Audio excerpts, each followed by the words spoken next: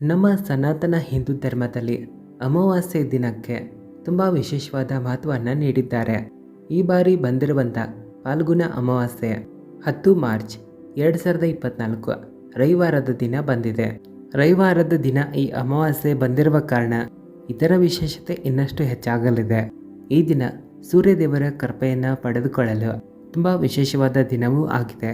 ಧಾರ್ಮಿಕ ಮಾಹಿತಿಯ ಅನುಸಾರವಾಗಿ ಫಾಲ್ಗುಣ ಅಮಾವಾಸ್ಯೆಯ ದಿನ ಪವಿತ್ರವಾದ ನದಿಗಳಲ್ಲಿ ಸ್ನಾನ ಮಾಡಲಾಗುತ್ತದೆ. ಇನ್ನೊಂದೆಡೆ ಕೆಲವರು ವ್ರತ ಪೂಜೆಗಳನ್ನು ಸಹ ಮಾಡ್ತಾರೆ. ಈ ದಿನ ಹಲವಾರು ಜನರು ದೇವಾಲಯಕ್ಕೆ ಹೋಗುತ್ತಾರೆ. ಇವುಗಳಷ್ಟೇ ಅಲ್ಲದೆ ತಾಯಿ ಲಕ್ಷ್ಮೀದೇವಿಯ ಕೃಪೆಯನ್ನು ಪಡೆದುಕೊಳ್ಳಲು ಖಂಡಿತವಾಗಿ ಈ ದಿನ ಅವರ ಪೂಜೆಯನ್ನು ಮಾಡಿರಿ. ಈ ದಿನ ಸಾಯಂಕಾಲ ತಾಯಿ ಲಕ್ಷ್ಮೀದೇವಿಯ ಮುಂದೆ ಒಂದು ತುಪ್ಪದ ದೀಪವನ್ನು ಹಚ್ಚಿರಿ. ಜೊತೆಗೆ ಮಹತ್ವಪೂರ್ಣವಾದ ಉಪಾಯಗಳನ್ನು ಸಹ ಮಾಡಿರಿ. ಇವುಗಳ ಬಗ್ಗೆ ಇಂದಿನ ಈ ವಿಡಿಯೋದಲ್ಲಿ ನಾವು ನಿಮಗೆ ತಿಳಿಸ್ಕೊಡ್ತೀವಿ. ಈ ಅಮಾವಾಸ್ಯೆ ತಿಥಿಯ ಆರಂಭವು 9 ಮಾರ್ಚ್ 2024 ಶನಿವಾರ ಸಾಯಂಕಾಲ 6:17 ಶುರುವಾಗುತ್ತದೆ. ಮಾರನೇ ದಿನ ಅಂದರೆ 10 ಮಾರ್ಚ್ 2024 ದಿನ ಮಧ್ಯಾಹ್ನ 2:29 ಇದು ಮುಗಿಯುತ್ತದೆ. ಈ ಫಾಲ್ಗುಣ ಅಮಾವಾಸ್ಯೆಯ ದಿನ ತಾಯಿ ಲಕ್ಷ್ಮೀದೇವಿಯ ಆಶೀರ್ವಾದವನ್ನು ಪಡೆದುಕೊಳ್ಳಲು ಮತ್ತು ಧನ ಸಂಪತ್ತಿನ ಪ್ರಾಪ್ತಿಗಾಗಿ ಉಪ್ಪಿನ ಈ ಮಹಾ ಉಪಾಯವನ್ನು ಖಂಡಿತವಾಗಿ ನೀವು ಮಾಡಿರಿ. ಉಪ್ಪಿನ ಚಿಕ್ಕ ಉಪಾಯದಿಂದ ಮನೆಯ ಸಂಪೂರ್ಣ ನಕಾರಾತ್ಮಕ ಶಕ್ತಿಗಳು ನಾಶ ಆಗುತ್ತವೆ. ನಂತರ ನಿಮ್ಮ ಇಡೀ ಮನೆಯಲ್ಲಿ ಸಕಾರಾತ್ಮಕ ಶಕ್ತಿಯ ವಾಸ ಆಗುತ್ತದೆ. ಸ್ನೇಹಿತರೆ, ಮನುಷ್ಯನ ಜೀವನದಲ್ಲಿ ಹೇಗೆ ಉಪ್ಪಿಗೆ ತುಂಬ ವಿಶೇಷವಾದ ಮಹತ್ವ ಇದೆಯೋ ಅದೇ ರೀತಿಯಾಗಿ ನಮ್ಮ ಜ್ಯೋತಿಷ್ಯ ಮತ್ತು ವಾಸ್ತುಶಾಸ್ತ್ರದಲ್ಲೂ ಸಹ ಉಪ್ಪಿಗೆ ದೊಡ್ಡದಾಗಿರುವ ಮಹತ್ವವನ್ನು ಕೊಟ್ಟಿದ್ದಾರೆ. ಉಪ್ಪಿಗೆ ಆಧ್ಯಾತ್ಮಿಕ ಮತ್ತು ವೈಜ್ಞಾನಿಕ ಎರಡೂ ರೀತಿಯಲ್ಲಿ ಮಹತ್ವ ಇದೆ.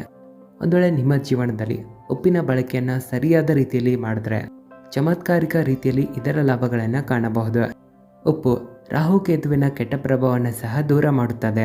ಉಪ್ಪಿನ ಒಳಗಡೆ ನಕಾರಾತ್ಮಕ ಶಕ್ತಿಗಳನ್ನು ಎಳೆದುಕೊಂಡು ನಾಶ ಮಾಡುವಂಥ ಶಕ್ತಿ ಕೂಡ ಇದೆ.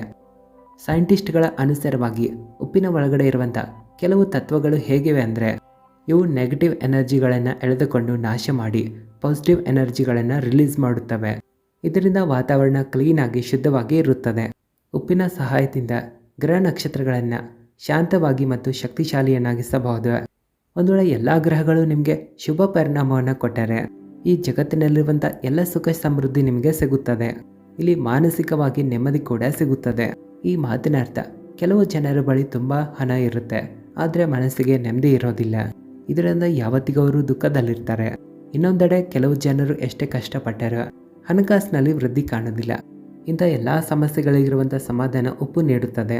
ಸ್ನೇಹಿತರೆ, ಇಲ್ಲಿ ಕೇವಲ ಒಂದು ಚಿಟಿಕೆಯಷ್ಟು ಉಪ್ಪಿನಲ್ಲೂ ಕೂಡ ನಿಮ್ಮ ಅದೃಷ್ಟವನ್ನು ಬದಲಾಯಿಸುವ ಶಕ್ತಿ ಇರುತ್ತದೆ. ಹಾಗಾದರೆ ಬನ್ನಿ ಸ್ನೇಹಿತರೆ, ಉಪ್ಪಿಗೆ ಸಂಬಂಧಪಟ್ಟಂಥ ಆ ಮಹಾ ಉಪಾಯಗಳನ್ನು ತಿಳಿದುಕೊಳ್ಳೋಣ.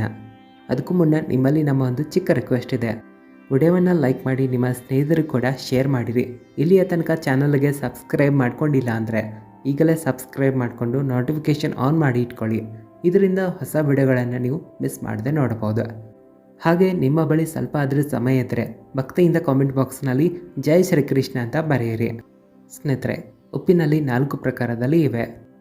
ಒಂದು ಅಯೋಡಿನ್ ಉಪ್ಪು, ಕಪ್ಪು ಉಪ್ಪು, ಕಲ್ಲುಪ್ಪು ಮತ್ತು ಸಾಧಾರಣವಾದ ಉಪ್ಪು. ತಂತ್ರ ಮಂತ್ರಗಳಲ್ಲಾಗಲಿ ಮತ್ತು ಮನೆಯ ಸಮಸ್ಯೆಗಳನ್ನು ದೂರ ಮಾಡಲು ಕಪ್ಪು ಉಪ್ಪು ಅಥವಾ ಕಲ್ಲುಪ್ಪಿನ ಪ್ರಯೋಗವನ್ನು ಮಾಡಲಾಗುತ್ತದೆ. ಇಲ್ಲಿ ಒಂದು ಇಂಪಾರ್ಟೆಂಟ್ ಆಗಿರುವ ಮಾತು, ಯಾರ ಮನೆಯಲ್ಲಿ ನಿಮ್ಮ ವೈರಿಗಳಿರ್ತಾರೋ ಅವರ ಮನೆಯಲ್ಲಿನ ಉಪ್ಪನ್ನು ನೀವು ತಿನ್ನಲೇಬಾರದು. ಅಲ್ಲಿರುವಂಥ ಸಿಹಿ ಪದಾರ್ಥವನ್ನು ನೀವು ತಿನ್ನಬಹುದು. ಬೇರೆಯವರ ಬಳಿ ಉದ್ದರಿ ರೂಪದಲ್ಲೂ ಸಹ ಉಪ್ಪನ್ನು ಪಡೆಯಬಾರದು. ಇಲ್ಲವಾದರೆ ಕೆಟ್ಟ ಸಮಸ್ಯೆಗಳು ಎದುರಾಗುತ್ತವೆ.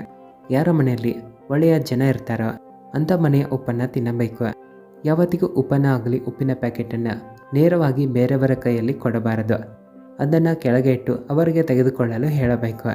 ಇಲ್ಲವಾದರೆ ಅವರ ಜೊತೆ ನಿಮ್ಮ ಜಗಳ ಆಗಬಹುದು. ಮನುಷ್ಯನ ದರಿದ್ರತೆಯನ್ನು ದೂರ ಮಾಡಲು ಶಾಸ್ತ್ರದಲ್ಲಿ ಒಂದು ಚಿಕ್ಕ ಉಪಾಯವನ್ನು ತಿಳಿಸಿದ್ದಾರೆ. ವಾರದಲ್ಲಿ 1 ದಿನ ಆದರೂ ನೆಲ ಒರೆಸುವಂಥ ನೀರಿನಲ್ಲಿ ಕಲ್ಲುಪ್ಪು ಅಥವಾ ಸಾಮಾನ್ಯವಾದ ಉಪ್ಪನ್ನು ಸೇರಿಸಿ ನೆಲವನ್ನು ಒರೆಸಿರಿ. ಇದರಿಂದ ಮನೆಯಲ್ಲಿನ ನೆಗೆಟಿವ್ ಶಕ್ತಿಗಳು ನಾಶ ಆಗುತ್ತವೆ. ಒಂದು ವೇಳೆ ಮನೆಯಲ್ಲಿ ಹಣಕಾಸಿನ ಆಗಮನ ನಿರಂತರವಾಗಿ ಆಗಲಿ ಅಂತ ನೀವು ಇಷ್ಟಪಡ್ತಾ ಇದ್ದರೆ ಇದಕ್ಕಾಗಿ ಒಂದು ಗಾಜಿನ ಗ್ಲಾಸ್ನಲ್ಲಿ ಸ್ವಲ್ಪ ನೀರನ್ನು ಹಾಕಿ ಒಂದು ಚಿಟಿಕೆಯಷ್ಟು ಅಥವಾ ಅರ್ಧ ಚಮಚೆಯಷ್ಟು ಉಪ್ಪನ್ನು ಹಾಕಿ ಮಿಕ್ಸ್ ಮಾಡಿ ಇಟ್ಟುಬಿಡಿ. ಅದರ ಹಿಂದೆ ಒಂದು ಕೆಂಪು ಬಣ್ಣದ ಲೈಟನ್ನು ಉರಿಸಿರಿ. ಇದನ್ನು ನೈಋತ್ಯ ದಿಕ್ಕಿನಲ್ಲಿ ಇಡಬೇಕು.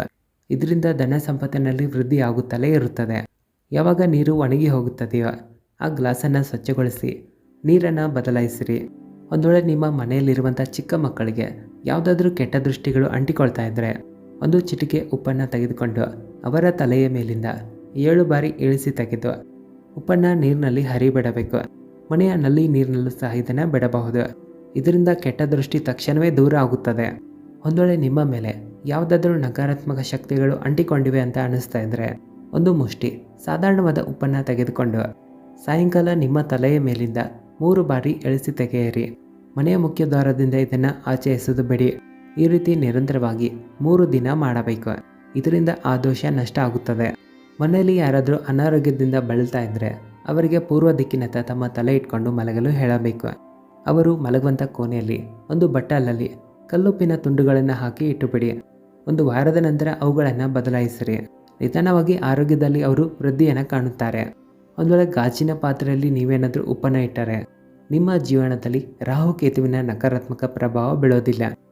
ಒಂದು ಮಾತನ್ನು ನೆನ್ಪಿಟ್ಕೊಳ್ಳಿ, ಯಾವತ್ತಿಗೂ ಮನೆಯಲ್ಲಿ ಉಪ್ಪನ್ನು ಪ್ಲಾಸ್ಟಿಕ್ ಹಾಗೂ ಸ್ಟೀಲ್ ಪಾತ್ರೆಗಳಲ್ಲಿ ಇಡಬಾರದು. ಇಲ್ಲವಾದರೆ ರಾಹುವಿಗೆ ಸಂಬಂಧಪಟ್ಟಂಥ ದೋಷಗಳು ಉತ್ಪತ್ತಿಯಾಗುತ್ತವೆ.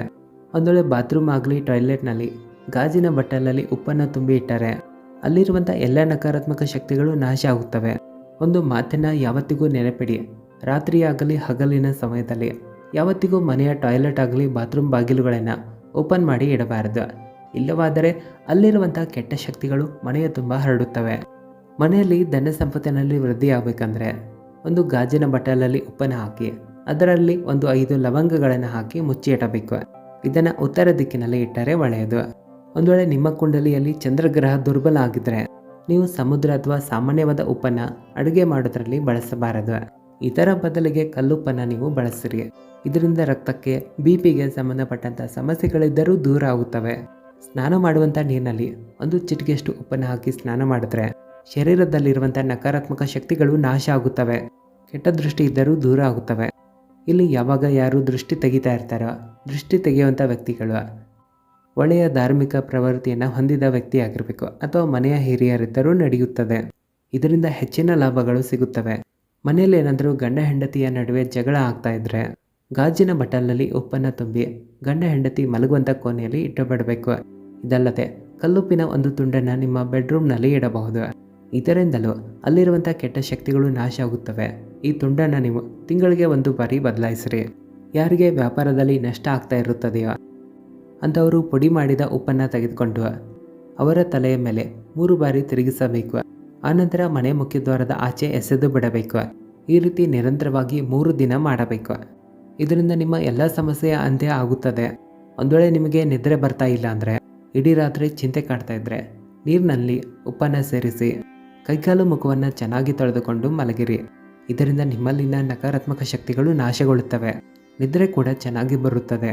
ಒಂದು ವೇಳೆ ಸಾಲದ ಸಮಸ್ಯೆ ಹೆಚ್ಚಾಗಿದ್ದರೆ ಪ್ರತಿ ರವಿವಾರ ನೆಲವರೆಸುವಂಥ ನೀರಿನಲ್ಲಿ ಸ್ವಲ್ಪ ಉಪ್ಪನ್ನು ಸೇರಿಸಿ ನೆಲವರೆಸಿರಿ. ಇದರಿಂದ ಧನ ಸಂಪತ್ತಿನಲ್ಲಿ ವೃದ್ಧಿಯಾಗುತ್ತದೆ. ಒಂದು ವೇಳೆ ಕಾರಣವಿಲ್ಲದೆ ವ್ಯರ್ಥವಾಗಿ ಹಣ ಖರ್ಚಾಗ್ತಾ ಇದ್ದರೆ ಒಂದು ಗಾಜಿನ ಗ್ಲಾಸ್ನಲ್ಲಿ ನೀರನ್ನು ಹಾಕಿ ಅದರಲ್ಲಿ 1 ಸ್ಪೂನ್ನಷ್ಟು ಉಪ್ಪನ್ನು ಹಾಕಿರಿ. ಇದನ್ನು ಮನೆಯ ನೈಋತ್ಯ ದಿಕ್ಕಿನಲ್ಲಿ ಇಡಬೇಕು. ಇದರಿಂದ ನಿಮ್ಮ ಎಲ್ಲ ಹಣಕಾಸಿನ ಸಮಸ್ಯೆಗಳು ದೂರ ಆಗುತ್ತವೆ. ವಾರಕ್ಕೆ 1 ದಿನ ಈ ನೀರನ್ನು ಬದಲಾಯಿಸಬೇಕು. ಯಾರಿಗಾದ್ರೂ ನಿಮ್ಮಲ್ಲಿ ಕೆಟ್ಟ ಕನಸು ಬೀಳ್ತಾ ಇದ್ದರೆ, ಮೃತ್ಯುವಿನ ಭಯ ನಿಮ್ಮನ್ನು ಕಾಡ್ತಾ ಇದ್ದರೆ ಗಾಜಿನ ಬಟ್ಟಲಲ್ಲಿ ಉಪ್ಪನ್ನು ತುಂಬಿ ಒಂದು ಯಾವ ರೀತಿಯ ಸ್ಥಾನದಲ್ಲಿ ಅದನ್ನು ಇಡಬೇಕಂದ್ರೆ ಅದರ ಮೇಲೆ ಯಾವುದೇ ವ್ಯಕ್ತಿಯ ದೃಷ್ಟಿ ಬೀಳಬಾರದು.